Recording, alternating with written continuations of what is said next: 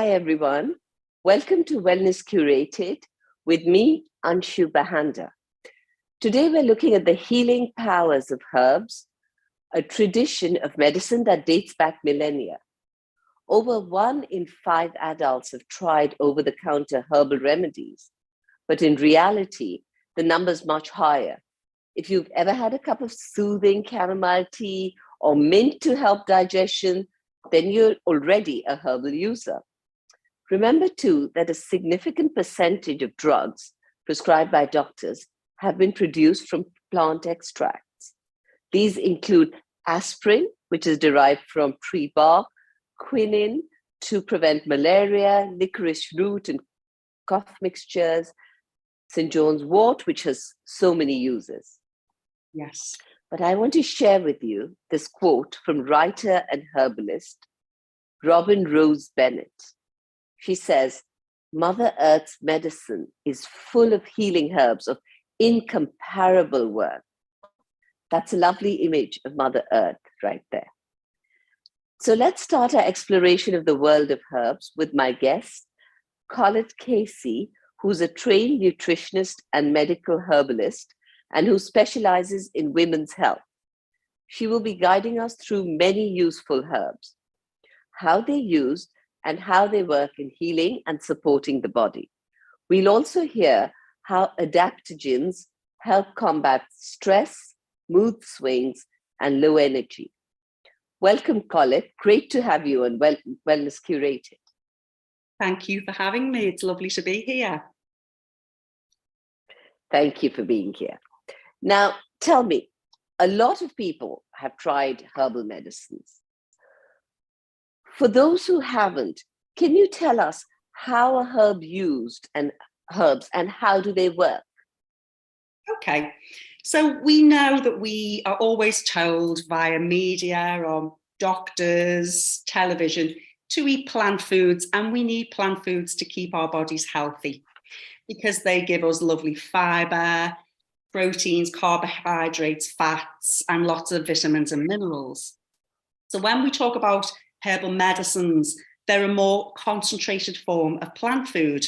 So there's an array of chemical constituents that plants have, and there are secondary metabolites, and it's things like polyphenols and flavonoids, and there's a whole abundance of chemical constituents. And how they work is they support the body's innate healing process. The body will always try to heal. So when we give our body these concentrated herbs, and lots of them work in specific ways and different ways, then we're going to have a real good preventative effect on our bodies to help us have a good, robust vitality in our health. Okay. So, as you know, I'm Indian, and we've grown up with herbs and spices. And most people have a cupboard full of herbs and spices. So can they just use them to medicate themselves? Well, absolutely. I mean, I think the more diverse of a range of plant constituents that you can ingest, so there's so many amazing spices and herbs. So you are going to have an absolute wide range of all those medicinal chemical constituents in those plants. So they're going to work to support our health in so many ways. So in terms of medicating, if you have a chronic health disease, then possibly, to use them within the diet is always going to be beneficial. As a preventative measure, absolutely. The more herbs and spices, the better, for sure. And, you're a medical herbalist, you have a practice, you probably see people all the time. What are the most common complaints that people come to you with? So I see a lot of women and all the problems that come with the hormonal dance that we have as women. So lots of perimenopausal women, lots of menopausal women, but also young teenage women who are starting on their menstruation years and they're having some difficulties with maybe some anxiety or sleep disturbance. And actually, they're the things I see the most. I would say it's anxiety and insomnia.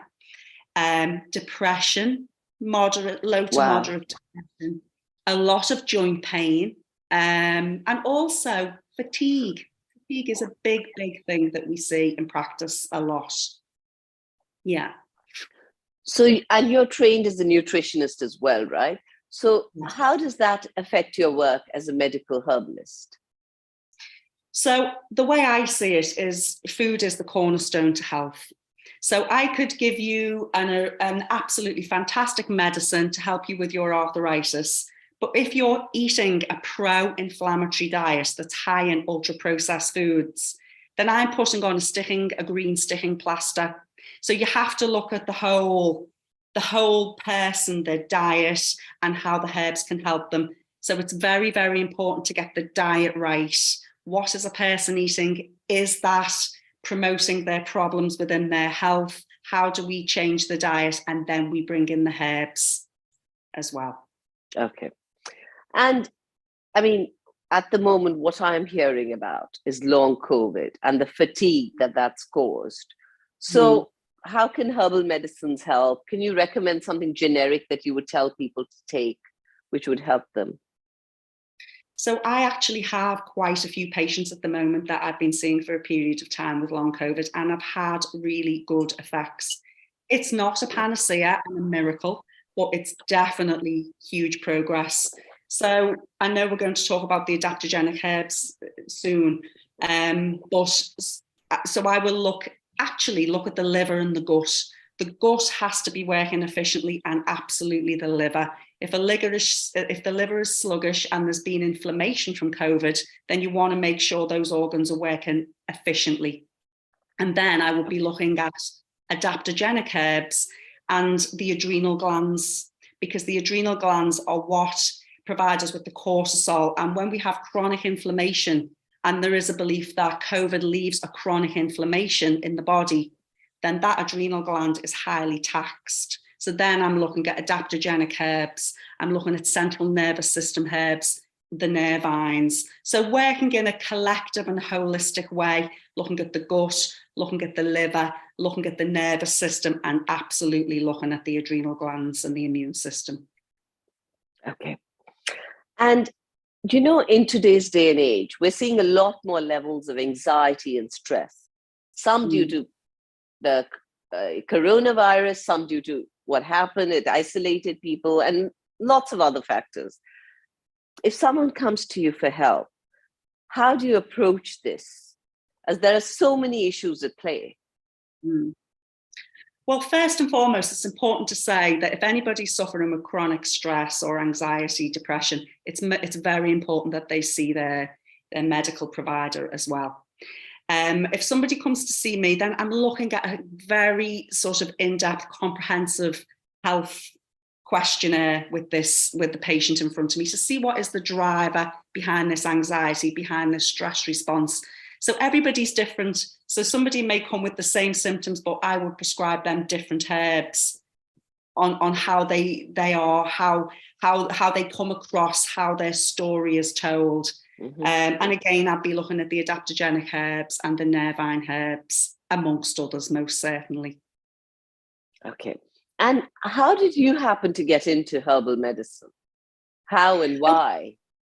Okay, so my story, at 17, I was diagnosed with inflammatory bowel disease, ulcerative colitis. So that was that. Wow. And had my gastroenterologist, okay, Collette, you'll be taking medication for the rest of your life. You know, this is something that you live with. Okay. So that was that. And for a number of years, I did take the medication. Then I did start to become a little bit interested in what could I do for myself, food science, because I definitely felt the food was a driver for me, as well as stress, most certainly. So that was kind of where the interest in nutrition came about.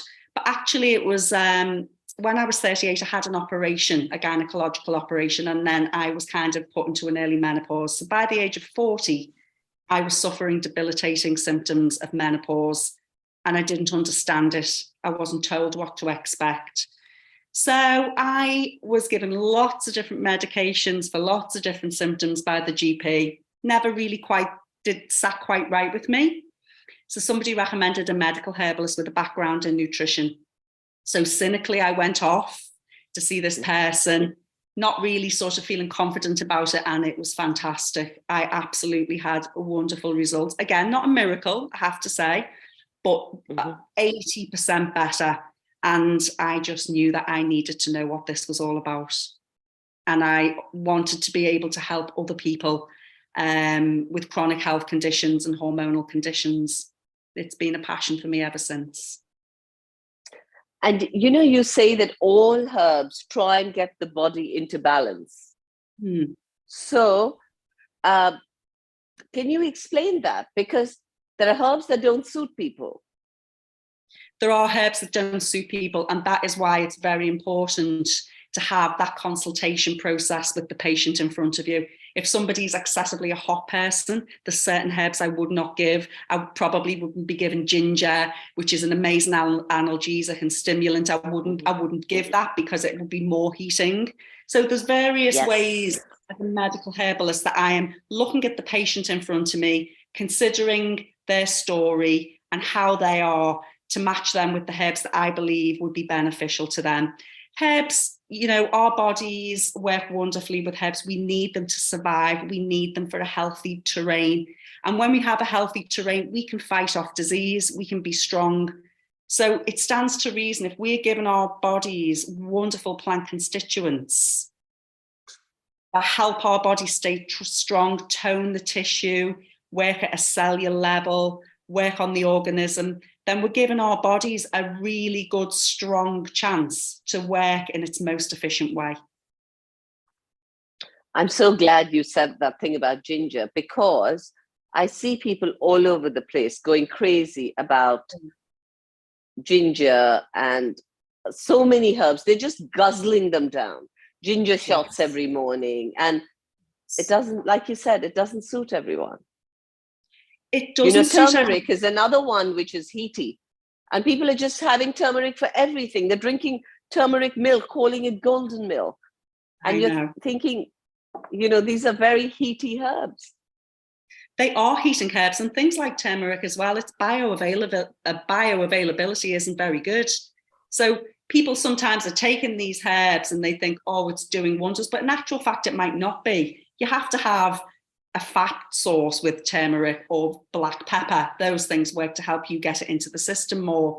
But even herbs like ashwagandha, Withania somnifera, is very, very fashionable. It's amazing. And I use that a lot in clinical practice, but it's not always right for everybody. So it's very important, I think, if somebody wants to have medicinal herbs prescribed to them, that they have a consultation, because it's all about your energy, your vitality. Are you a hot person? Are you a cold person? What's your history? What's your gut health? You can be eating the best diet in the world, but if you're not absorbing those nutrients, then your body's starving. Yeah, no, I absolutely agree. And tell me something. I mean, you have all these people who are going and trying to self-medicate themselves for anxiety or even depression and buying the likes of St. John's wort over the counter. What is your opinion on something like that? Does it help? For some people, it does help. I think it's very important to know that you can be absolutely bewildered by the array of brands out there. And on the most, it's more of a food grade supplement. It's not registered like medicines are under the FDA, but you can find the traditional herbal registration on brands, and that gives you some confidence that you're having an extract that's of a therapeutic level, a safe level, and it's efficacious. But having said that, sometimes St. John's wort is a brilliant herb, but it can cause a problem for some people, and it can sort of cause problems with other medications. So you do have to be careful. You need to really adhere to what the bottle says, check that it's got the traditional herbal registration logo, and then you should be okay. But it's always worth mentioning to your medical practitioner what herbs you're taking, if you're definitely taking some other orthodox medications alongside. Okay. And again, I come across a lot of people who don't feel they don't have a specific problem, but they don't feel like they're at optimal health. So in situations like that, maybe they feel a bit weak, maybe they feel a bit low energy. Would you prescribe an adaptogen? And again, this is a very fashionable word at the moment. What is an adaptogen? So adaptogen herbs are wonderful herbs. And it's going back to that conversation we had earlier about the adrenals. So they work to help strengthen the adrenal gland. And especially for women, when women are menopausal, that adrenal gland takes over as a source of a lot of hormones in the body. So they are mighty organs that need looking after. So adaptogenic herbs help the body adapt. They promote resilience of the organs.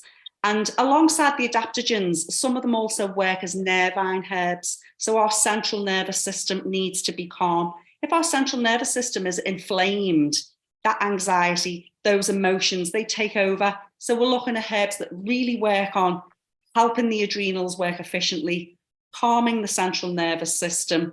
Some people want more of a stimulating adaptogenic herb. We might look at rhodiola rosacea there, or Eleutherococcus. That's another wonderful adaptogenic herb.